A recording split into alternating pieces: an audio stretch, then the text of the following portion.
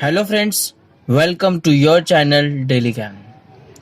Friends, last video में हमने business law का जो सब्जेक्ट हमने स्टार्ट किया था, हमने एग्रीमेंट एंड कॉन्ट्रैक्ट के बारे में ओवरऑल इंफॉर्मेशन यहाँ पर गेन की थी। In this video we are going to learn types of contract. Lesson 2 business law का लेसन नंबर 2 है टाइप्स ऑफ कॉन्ट्रैक्ट, जिसके अंदर हम valid contract, invalid contract, performance based contract, ये 3 टाइप्स जो है मेन, उनके अंदर और 4 टाइप्स है जो कि हम इलेबरेट करके पढ़ेंगे with example. Okay, so video को एंड तक देखिए ताकि आपको पूरी तरह से जितने भी अपने 12 टाइप्स है कॉन्ट्रैक्ट के, वो सारे आपको अच्छी तरह से समझ में आएंगे और आपको बहुत यूजफुल रहेंगे एग्जाम के लिए भी और आपके लाइफ के लिए भी। सो वीडियो के एंड तक देखिए और उसको शेयर जरूर कीजिए, पसंद आया होगा तो लाइक भी कीजिए। हम आगे बढ़ते हैं, कंटिन्यू करते हैं इस वीडियो को, जो हमने लास्ट वीडियो में हम देखा था कि कॉन्ट्रैक्ट क्या होता है और उसके एलिमेंट्स देखे थे, उसके एसेंशियल एलिमेंट्स क्या क्या थे देखे थे। नाउ स्टार्ट करते हैं। पहले तो हम डेफिनेशन जो हमने लास्ट वीडियो में हमने देखा था कि according to section 2H a contract is defined an agreement enforceable before the law. एक एग्रीमेंट ही होता है कॉन्ट्रैक्ट, मतलब जो कि इन्फोर्सेबल बिफोर द लॉ, जिसके अंदर लॉ की इन्फोर्सिबिलिटी आती है, लीगल ऑब्लिगेशंस आते हैं। ठीक है, एग्रीमेंट के अंदर लीगल ऑब्लिगेशंस आ गए तो उसका मतलब क्या हो गया, कॉन्ट्रैक्ट।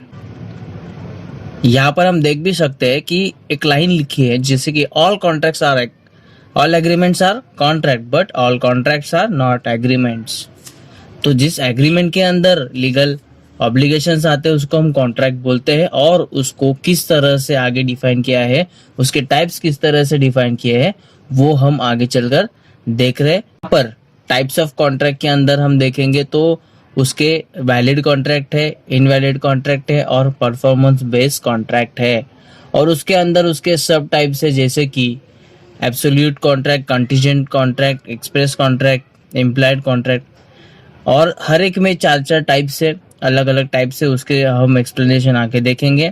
सो स्टार्ट करते हैं। मेन अपना जो सेक्शन है फर्स्ट आ गया यहाँ पर वैलिड कॉन्ट्रैक्ट। उसके अंदर यहाँ पर हम देखते हैं कि कितने टाइप से, और 4 टाइप से।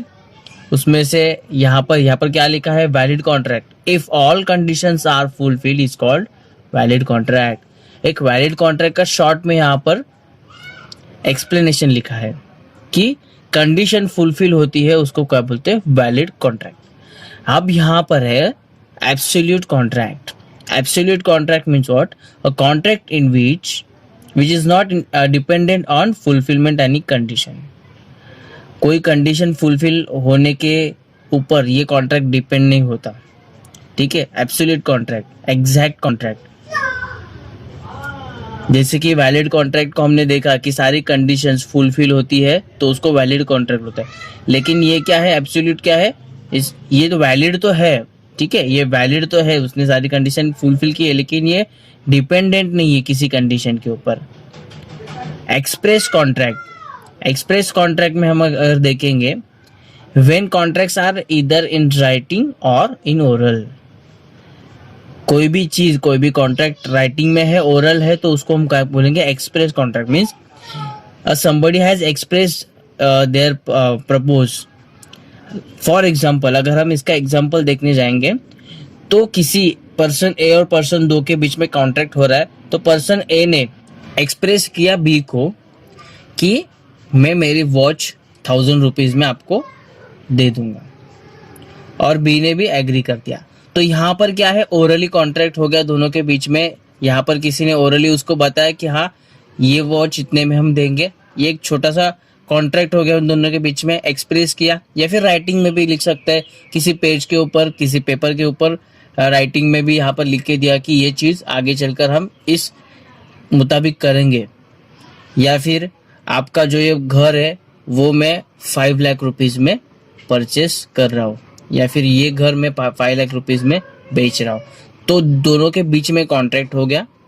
एक्सप्रेस किया है किससे, इधर इन writing or in oral. Okay, बढ़ते हैं आगे। Contingent contract. वैलिड कॉन्ट्रैक्ट को हम कंटिन्यू कर रहे हैं, उसके अंदर हमने दो टाइप देखे लास्ट पेज पे, और इस पेज पे हम देखेंगे contingent and implied. What are this contingent contract and implied contract? Section 31-36 के अंदर यहाँ पर इंडियन कॉन्ट्रैक्ट एक्ट 1872 के अंदर सेक्शन 31-36 इसके अंदर कंटिंजेंट कॉन्ट्रैक्ट, ये कॉन्ट्रैक्ट है वो क्या बोल रहा है? In a contract to do or not to do something if event is collateral does or doesn't happen. किसी इवेंट के ऊपर, किसी सीन के ऊपर वो कॉन्ट्रैक्ट डिपेंड होता है, उसको बोलते हैं कंटिंजेंट लाइव कॉन्ट्रैक्ट. अगर ये चीज हुई तो ही यहाँ पर ये कॉन्ट्रैक्ट बनेगा. फॉर एग्जाम्पल यहाँ पर हर जगह पे रिन्यूएशन का काम चलता है या फिर रीडेवलपमेंट होती है किसी चीज की.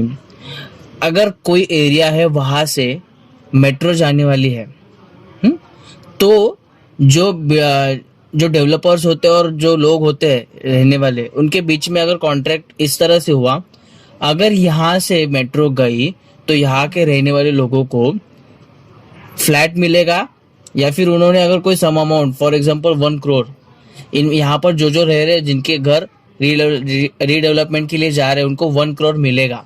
लेकिन कब? जब यहाँ से मेट्रो का रूट बनेगा तब. ये क्या है? Contingent contract. मतलब कोई चीज हैपन होगी उसके ऊपर डिपेंड है. फॉर एग्जांपल, और एक हम इसके ऊपर एग्जांपल लेंगे. अगर आपका घर गिरा, अगर आपके ऊपर इंश्योरेंस, आपके घर के ऊपर अगर इंश्योरेंस है या फिर आपके गाड़ी के ऊपर इंश्योरेंस है, तो इंश्योरेंस कंपनी और आपके बीच में कोई कॉन्ट्रैक्ट बना कि अगर आपके गाड़ी को कुछ होता है, एक्सीडेंट होता है, तो आपको इतने इतने अमाउंट मिलेगी. ठीक है, तो ये कॉन्ट्रैक्ट, ये अमाउंट कब मिलेगी?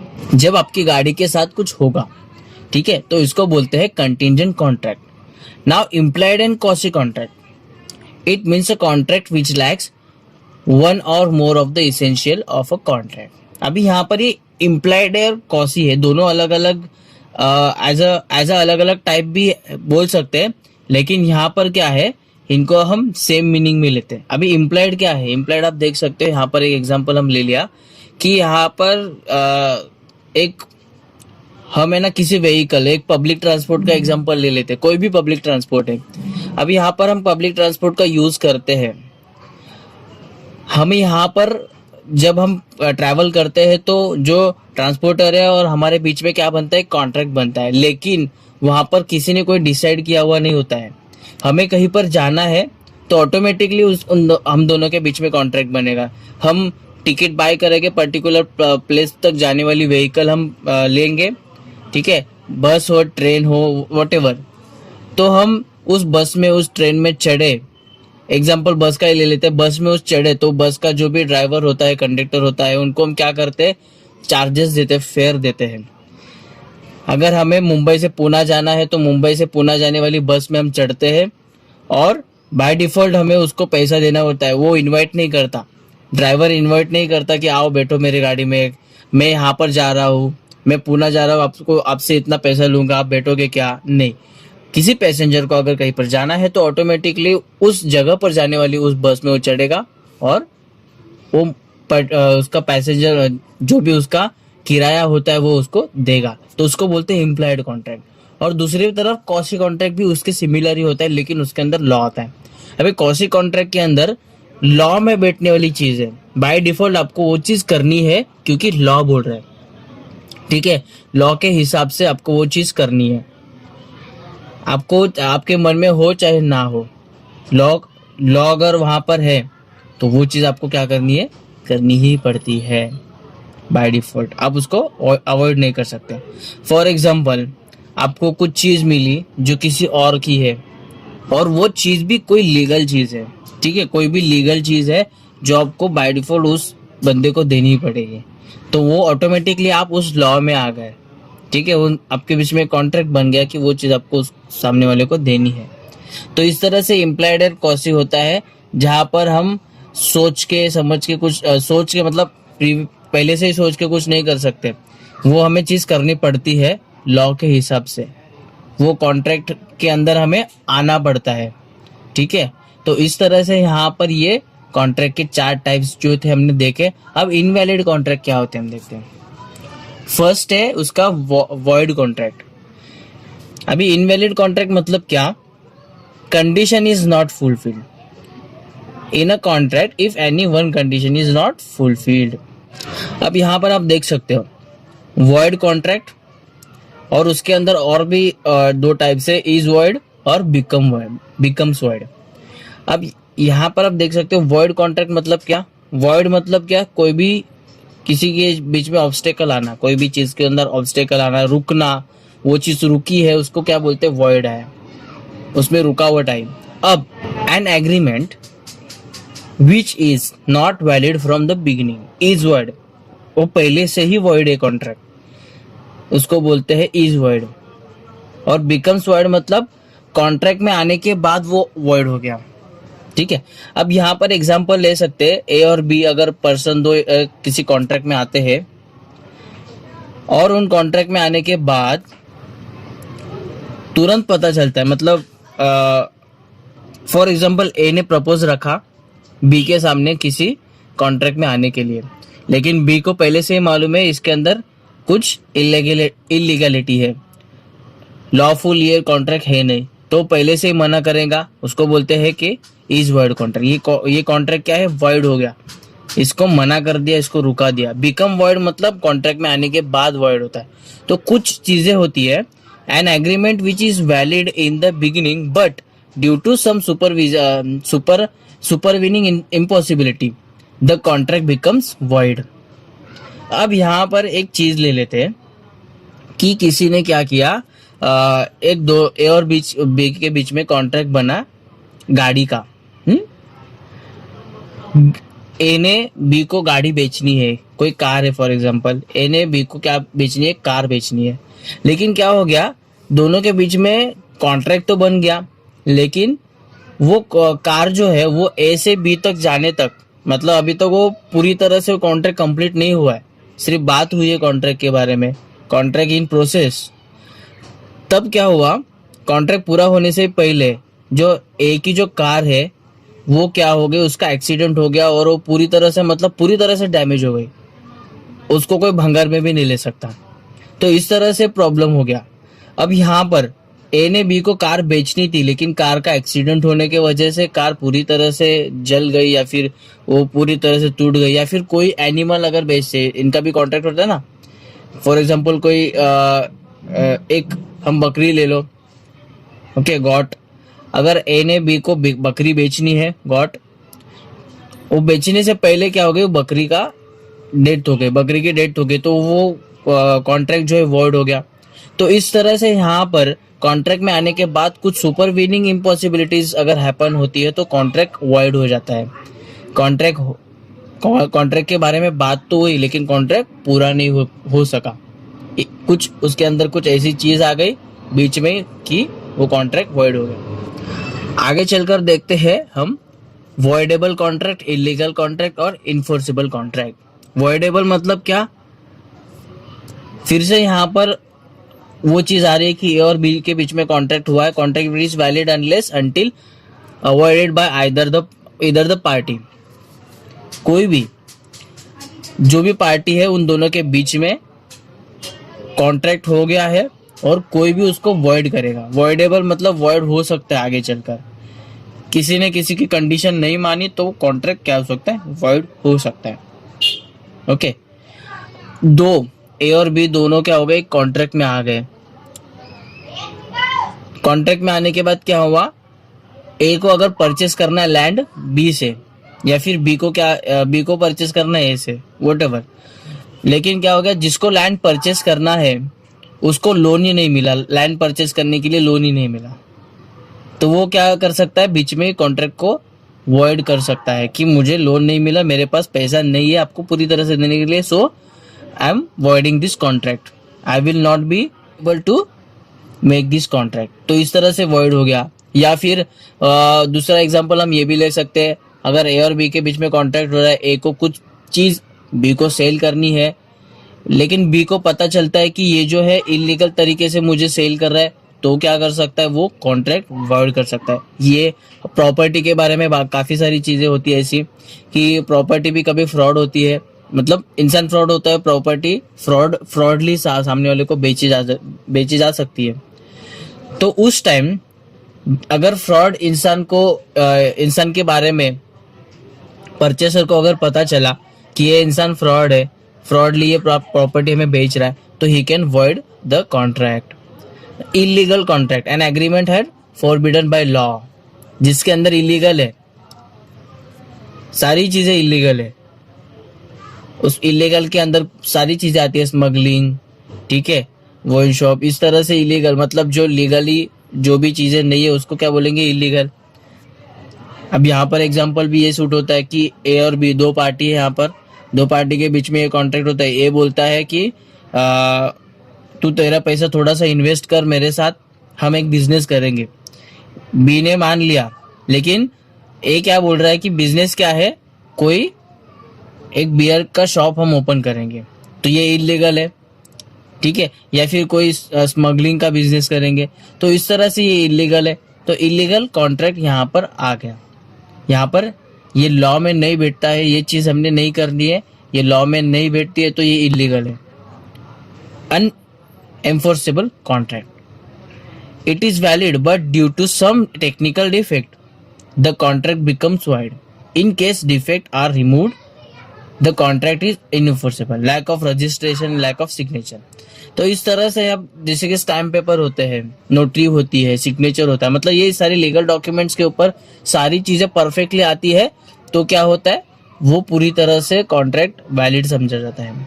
लेकिन कभी कभी वो किसी कॉन्ट्रैक्ट में अगर स्टैम्प पेपर के ऊपर नोटरी नहीं है, फॉर एग्जांपल, या फिर ₹1 का अगर स्टैम्प एक आधा स्टैम्प पेपर मिस हो गया, बहुत सारे स्टैम्प पेपर कभी कभी लगते हैं, तो एक आधा स्टैम्प पेपर मिस हो गया, रजिस्टर नहीं हुआ, या फिर सिग्नेचर नहीं है, या फिर फोटो, मतलब कुछ भी ऐसी चीज है जो यहाँ पर हमें कॉन्ट्रैक्ट में आती है, टेक्निकल डिफेक्ट, एक छोटा सा डिफेक्ट, कॉन्ट्रैक्ट पूरी तरह से वैलिड है, दोनों पार्टीज के बीच में टर्म्स एंड कंडीशन प्रॉपरली उन्होंने कंसीडर की है, सारी चीजें प्रॉपरली है, लेकिन कुछ डॉक्यूमेंटेशन के हिसाब से या फिर कुछ टेक्निकल डिफेक्ट है, तो वो कॉन्ट्रैक्ट क्या हो जाता है, वॉइड हो जाता है। ओके, तो in case defect are removed the contract is enforceable. वो डिफेक्ट हटाया जाता है तो उसको एनफोर्सेबल बनाया जाता है। ओके, नेक्स्ट क्या है, परफॉर्मेंस बेस्ड कॉन्ट्रैक्ट्स। यहाँ पर 4 टाइप से परफॉर्मेंस बेस्ड कॉन्ट्रैक्ट के अंदर यूनिलेटरल है, बिलेटरल है। तो पहले हम देखते हैं यूनिलेटरल क्या है। Unilateral contract is a contract one party has perform his obligations and other person yet to perform his obligation. Unilateral मतलब कॉन्ट्रैक्ट जो है वो पूरी तरह से अभी तक हुआ नहीं है, एक पार्टी ने कॉन्ट्रैक्ट परफॉर्म अपना किया है, जो भी उसके परफॉर्मेंस से, उसके ऑब्लिगेशन से उसने परफॉर्म किए हैं, बट सामने वाले ने अभी तक नहीं किया है। फॉर एग्जाम्पल, कोई चीज, कोई प्रॉपर्टी या फिर कोई घर अगर कोई किसी को बेच रहा है, मिस्टर ए अगर सेल कर रहा है अपना प्रॉपर्टी टू मिस्टर बी, अब यहाँ पर मिस्टर बी ने पेमेंट तो पूरी तरह से किया है, लेकिन प्रॉपर्टी के पेपर अभी तक बी के हाथ में आए नहीं है, तो यहाँ पर क्या है, यूनिलेटरल कॉन्ट्रैक्ट, अभी तक ए ने अपने परफॉर्मेंस अटेंड करना बाकी है। या फिर दूसरे साइड हम ये भी चीज देख सकते हैं कि जो मिस्टर ए है उन्होंने अपनी जो चीज बी को सेल करनी थी वो सेल कर डाली है, चीज उसके हाथ में गई है, लेकिन उसको कंसीडरेशन नहीं आया अभी तक, मतलब उसका जो मनी है वो अभी तक उसको मिला नहीं। तो इस तरह से दोनों के बीच में अगर कॉन्ट्रैक्ट होता है तो दोनों ने अपनी अपनी परफॉर्मेंस पूरी तरह से परफॉर्म करनी चाहिए ऑब्लिगेशंस अपने, लेकिन किसी एक ने अगर नहीं की है तो उसको क्या बोलते हैं, यूनिलेटरल। एंड बिलेटरल कॉन्ट्रैक्ट मतलब in contract where both the parties have perform their obligation, bilateral and executory are same and interchangeable. अब यहाँ पर आगे है एग्जीक्यूटरी क्या है, अब देखते। तो बिलेटरल क्या है, in a contract where both the parties have perform their obligation, दोनों ने भी अपनी परफॉर्मेंस पूरी तरह से निभा ली है, दोनों ने अपने टर्म्स एंड कंडीशन जो भी लेन देन होती है वो सारी चीजें वहां पर हो गई है, तो उसको बोलेंगे बिलेटरल कॉन्ट्रैक्ट। अब यहाँ पर एग्जीक्यूटेड है और एग्जीक्यूटरी, हमने जस्ट अभी यहाँ पर बिलेटरल के साथ एग्जीक्यूटरी को देखा। अब एग्जीक्यूटेड मतलब क्या, in a contract where both the parties have perform their obligation there is a remaining nothing to perform. यहाँ पर दोनों ने भी अपनी सारी चीजें प्रॉपरली हैंडल की है, यहाँ पर कुछ भी बाकी नहीं है, पूरी तरह से कॉन्ट्रैक्ट कंप्लीट हो चुका है। ए ने बी को अगर कुछ देना था उसने उसको दे दिया है, लेकिन एग्जीक्यूटरी कॉन्ट्रैक्ट मतलब क्या? In a contract where both the parties have yet to perform their obligation. दोनों पार्टी ने अभी तक परफॉर्मेंस नहीं दिया है ना। ए अगर बी को कुछ सेल कर रहा है तो ए ने अभी तक उसको उसकी चीज दी नहीं है, और बी को अगर उसको मनी देनी है तो उसको अभी तक उसने मनी दिया नहीं है। तो इस तरह से यहाँ पर काफी सारे कॉन्ट्रैक्ट के टाइप से एग्जाम्पल्स के साथ ये सारे चीजें थे। आपको ऑफकोर्स समझ में आए रहेंगे, और समझ में आया है तो ऑफकोर्स आप लाइक जरूर कर सकते हो। और उसके बाद आपको क्या चीज करनी है, शेयर भी करना है, ताकि आपने जो इतना अच्छा नॉलेज लिया है वो किसी और आपके फ्रेंड्स को मिले, कलीग्स को मिले, ताकि वो भी अपना नॉलेज के अंदर यहाँ पर क्या कर सकेगा, अपना नॉलेज बढ़ा सकेगा। तो वीडियो को एंड तक देखने के लिए thank you so much, have a great day. और इसी तरह से अपने जो आने वाले सारे वीडियोस है उसको अटेंड करते रहिएगा, और जो प्रॉपरली सारे नॉलेज है वो आप लेते रहिएगा। Thank you so much, have a good day. Subscribe भी जरूर करिएगा।